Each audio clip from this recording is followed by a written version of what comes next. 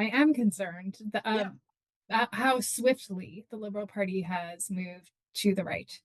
And I think there are a lot of voices within the party themselves that are being squeezed out with that shift.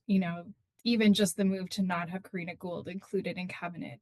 I think for those of us that sit on the left side of the party are really, really concerned about what a Carney government could mean for individuals in Canada. There are glimmers of hope. Not all is lost. I think we're looking at some interesting proposals on the housing front that could expedite and speed up the rate at which we're building housing in Canada, which I think is a positive. We all know we're desperate for housing.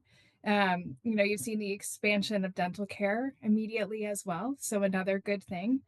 Talk about skilled workers and support for skilled workers and paying for education for skilled workers, interprovincial trade, conservation of our natural environment. All of those things are great. We have 10 days to go.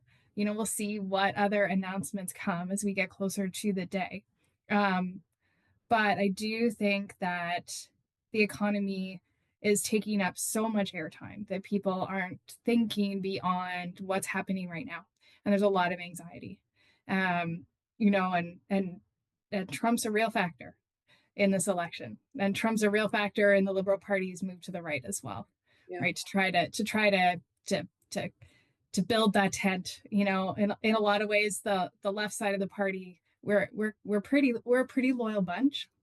Not gonna lie, like those of us that are left of center tend to stay with the party, and so that shift, I think, is intentional to try to take as much support from the Conservatives as possible. And the polls show right now that it's working.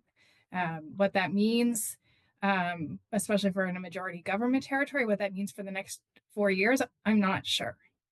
When Prime Minister Carney has to go to a Liberal convention for the first time and talk to members about their policy ideas and what they see in the future, we could see a shift.